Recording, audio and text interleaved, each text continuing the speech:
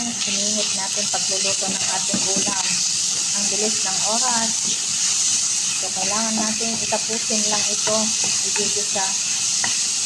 Tapos, iiwanan natin. Sabi ko, iwas sa manok. Manok na naman itong sahog. Wala naman tayong ibang ilalagay. So, yan lang. Okay lang at least. May gulay naman siya. So, ilagay na natin ang ating munggo. Para maluluto pa siya. Ayan. Ang dami mga sisilap kasi pinakuluan ko kanina doon sa kwarto ko. Ayan. May ulam tayo hanggang bukas na siguro to. Dagdagan natin ng tubig.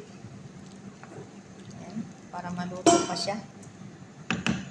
Ganito po ang ating pagluluto. Mabilisan. Ayan. Niluluto natin yung munggo. Himayin natin ang ating malunggay. Ayan. Kasi ang bilis ng oras mga sisilap, magsusundo tayo doon sa Almadam. Okay na, tignan nyo lang po ang ating munggo.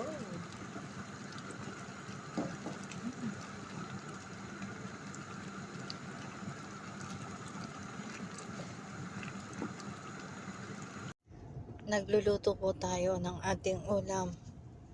Pero kailangan nang sunduin yung alaga ko. So, iniwan muna natin. Sana makabalik kami agad. Matatapos siya 10:30. So, 10:20 na po. Malate lang ako mga 15 minutes. Sayaan mo siya.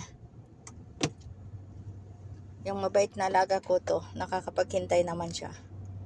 Amoy tayo? Amoy ginisa. Dahil naggisa po tayo ng balatong. O diba? Yun ang ulam natin ngayon. Ginisang balatong. Ayan. Sunduin ko muna ang aking alaga, mga sisilap. Balikan natin mamaya. Pinatay ko muna yung kalan. Kasi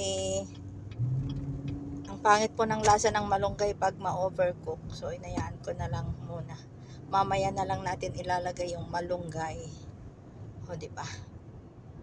So, yan muna mga sisilab. Drive mode muna tayo. Dahil konting minuto na lang ay patapos na siya. So, speed po natin dito is 100, 120 to 140. 140 din na po. Pag nakalampas na tayo dun sa So, dito is 100. Naranasan ko ng naradar dito. Kasi nagmamadali ako. Ayan magkaharap na radar. So, tignan mo naman kasi pag nakalampas ka na ng 100. So, kailangan nating mag-brake. Ayan, laylo tayo. Dahil mag-e-exit tayo dito. Then, pagkalampas dito is 120 na. Kalampas na tayo. Pwede na tayong mag-speed ng 110, 130. Mamaya mag-brake tayo ulit. Kasi, 120 lang po dito. So, maglalaylaw tayo mamaya. Ayan. Nagting na yung sasakyan natin. So, meaning, nag-overspeed na tayo. Ayan. 130 na po tayo. 120 pa lang dito mga sisilab. Pero kailangan natin ng speed.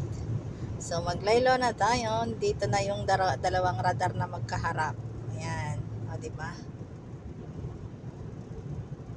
Ayan mga sisilab, nakalampas na naman tayo sa speed na 120. Ayan. Tung! Ito ay, na tayo? Mag-speed na tayo ng 130. 140 na dito. So, ayan mga sisilab, drive mode muna tayo. Bye-bye muna. Nag-i-speed na tayo ng 140 mga sisilab. Sana maabot natin doon ng bago siya 15 minutes. 15 to 18 minutes. Diba?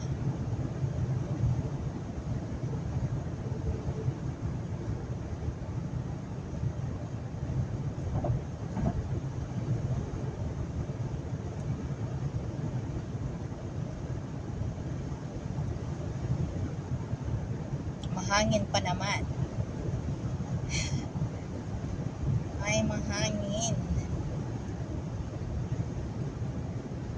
Ayan, nandito po tayo sa gym ng alaga ko. So, iniintay po natin siya. Ayan. Magandang tanghali sa ating lahat. Ayan. Kunti lang ang tao. Ayan. Nandito po tayo ngayon. Ayan. Ang ganda ng mga bulaklak. Diba? Ang kukulan. So, hintayin natin. May 5 minutes pa siya.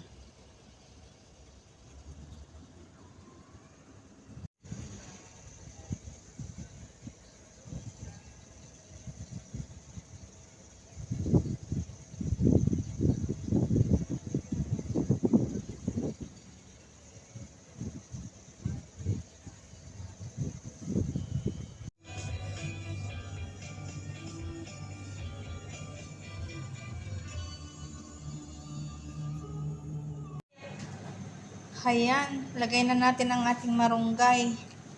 Kararating natin, sunundo ang aking alaga. So, kailangan na naman natin kumain dahil may pupuntahan na naman daw siya. Alas 2 pa naman yung alaga ko na isa. So, ano na po? 11:35. Gutom na tayo. Kasi tinapay lang kinain natin kaninang umaga. So, pakuluin lang natin ito. Ito ay luto na. Ayan, diba? Ayan na. Paluto na po.